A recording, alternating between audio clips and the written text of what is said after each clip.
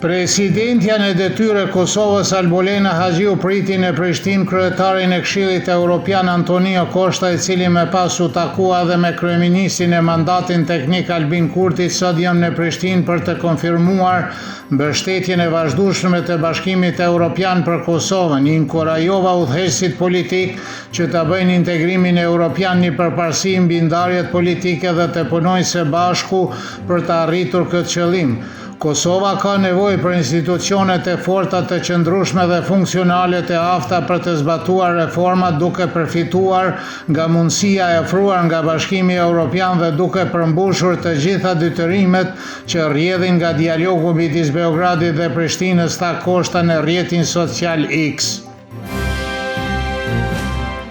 Kreu i diplomacisë së Serbisë Marko Gjurić tha në Helsinki në sallën Finlandia se ky ishte vendi ku themelua OSBE dhe ku vendosen rregullat e marrëdhënieve ndërkombëtare, të cilat përfshin paprekshmërinë e kufive dhe respektimin për integritetin territorial të vendeve, duke theksuar se të njëjta standarde të së drejtës ndërkombëtare janë të nevojshme për të gjithë. Pikërisht për këtë, tha Gjurić, si nga Finlanda po dërgoj një mesazh se paqja, ripërtrirja, dialogu dhe bashkëpunimi,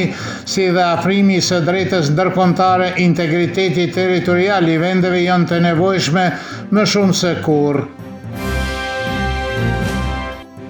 Pasi autoritetet e Kosovës vendosen tabela me emrat e ri rrugësh në Mitrovicën e Veriut, kryetari i komunës Milan Radojević i mbuloi tabelet me një lezë duke deklaruar se vendimi për emrimin e rrugës ishte i paligjshëm.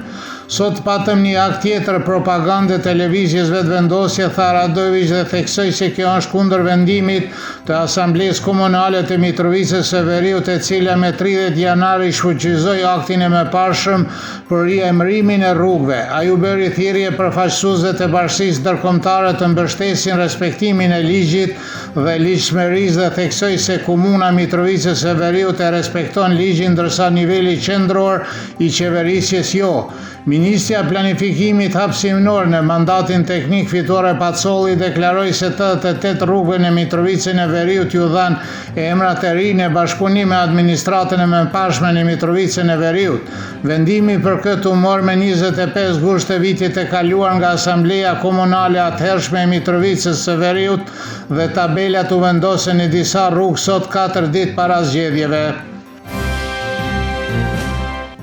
Sveta Ilić, nga fshati Binaçi Pomoravles e Kosovës, u sulmua brutalisht nga një shqiptar vendas derisa përpiqej të mbrojtë djalin e tij, njoftoi zyra për Kosovë dhe Metohi. Incidenti parapriu nga një sulmi verbal dhe u shndrua në atë fizik ndaj djalit të Sveta Ilićit. Pastaj ai shqiptari mori një objekt prej druri, e goditi disa herë Sveta Ilićin dhe iku me vrap, thuhet në deklarat. Rasti ndodhej në mes të fushatës zgjedhore në të cilën Albin Kurti dhe bashkëpunëtori i tij Nenad Drashis nxitën atmosferën e intolerancës ndaj popullit serb me veprime dhe retorikën e tyre, theksoi njoftimi për shtyp, kurse për popullit serb i bëhet thirrje për të harmoni dhe unitet. Protestat e punonësve në institucionet arsimore dhe shëndetësore në territorin e komunës së Graçanicës për shkak të arrestimit të drejtorëve të shkollave, qendrës shëndetësore dhe qendrës së klinikës spitalore Prishtinë në Graçanicë vazhduan edhe sot. Punonësit e qendrës shëndetësore Fush Kosovë Uglare ofruan mbështetjen e drejtorëve të arrestuar, ndërsa punonësit të qendrës shëndetësore në Gushtaricën e Poshtme ju bashkuan sot kolegët nga Hoqja e Madhe dhe Rahoveci tubimin e mbështetjen e të gjitha institucioneve arsimore dhe shëndetësore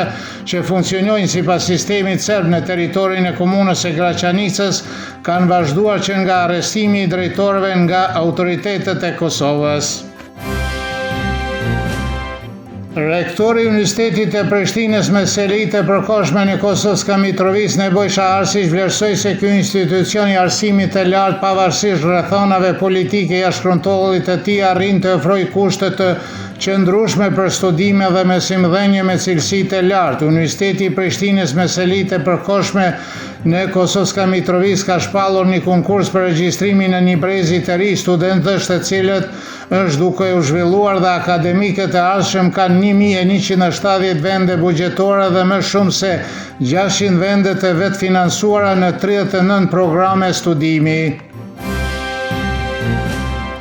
Moti nesër do të jetë me vranësira dhe me i freskët, me reshje shiu dhe bubëllima, dhe deri në fund të ditës pritet të kthjellohet pjesërisht me vranësira, do të jetë edhe në fund javës me pak shi dhe të shtunën dhe më i ngrohtë të dielën. Temperatura mëngjesit do të sillen nga 13 deri në 17, kurse ajo maksimale ditore nga 22 deri në 26 gradë Celsius.